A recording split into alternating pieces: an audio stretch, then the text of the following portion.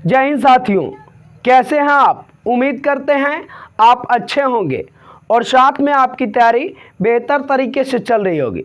दोस्तों, इस वीडियो में हम आपके लिए लेके आए हैं क्लास 10th के एक्सरसाइज 6.3 के क्वेश्चन नंबर 7 को, जो कि आपके स्क्रीन के सामने है।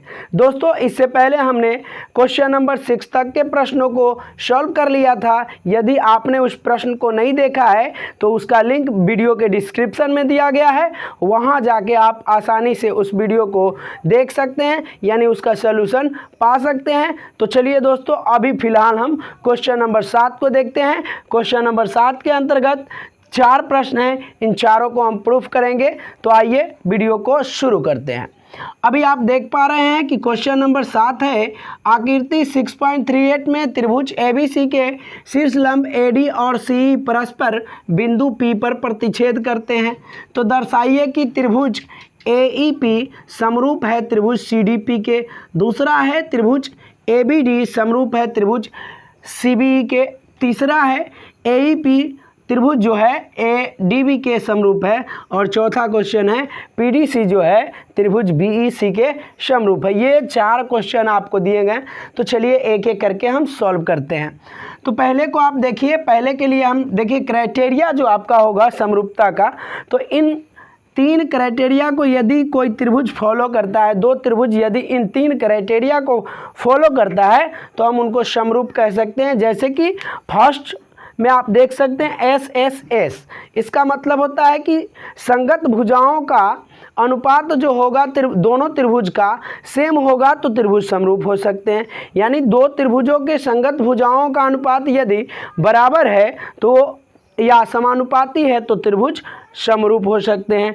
दूसरा है SAS, यानी 2 त्रिभुज के 2 संगत भुजा और एक कोण बराबर हो, समानुपाती हो तो त्रिभुज समरूप हो सकते हैं। साथ ही तीसरा है AA, यानी 2 त्रिभुज के संगत कोण आपस में बराबर हो तो उनको हम कह सकते हैं कि त्रिभुज जो है समरूप है। 2 कोण बराबर हो या तीनों कोण बराबर हो, तो 2 कोण यदि बराबर होगा किसी त्रिभुज के तो तीसरा कोण आप जानते हैं कि ऑलरेडी वो बराबर हो जाएगा। तो ये 3 क्राइटेरिया है त्रिभुज के समरूप होने का।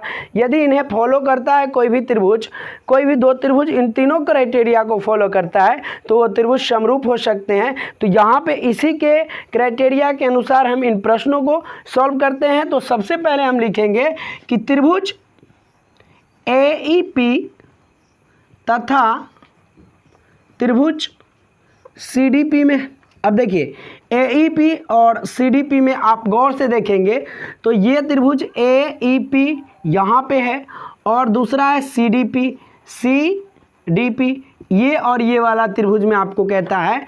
तो आप देख पा रहे हैं कि ये वाला जो है लंब है, तो लंब है तो कितने डिग्री का कोण होगा, 90 डिग्री का। तो इसको लिख सकते हैं कोण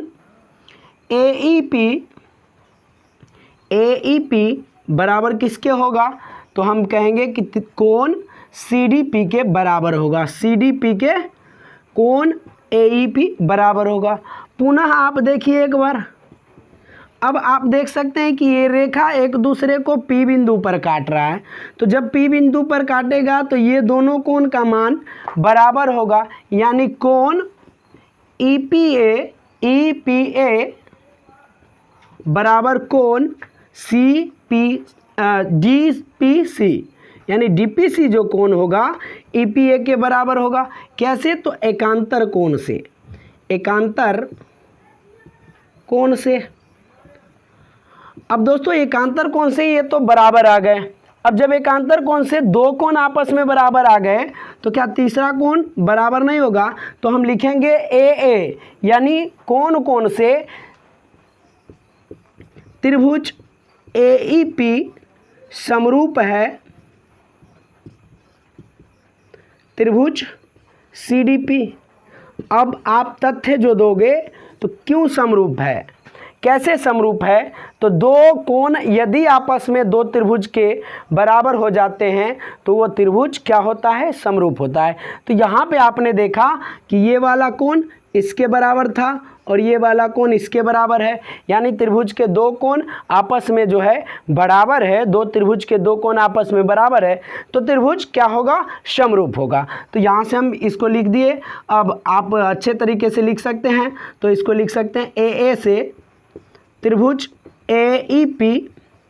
AEP समरूप त्रिभुज CDP। ये आपको प्रूव करना था और यही आपका प्रूव्ड हो गया। तो इस तरह हमारा फर्स्ट जो है ये सॉल्व हो गया। सेकेंड को देखते हैं। सेकेंड में आप देख पा रहे हैं त्रिभुज ABD तथा CBE में, इन दो त्रिभुजों में हम खोजते हैं कि क्या क्या समानताएं हैं। तो देखिए ABD, अब यहाँ देखिए ABD ये त्रिभुज है और CBE, C और BE, यानी इस त्रिभुज और इस त्रिभुज में देखना है।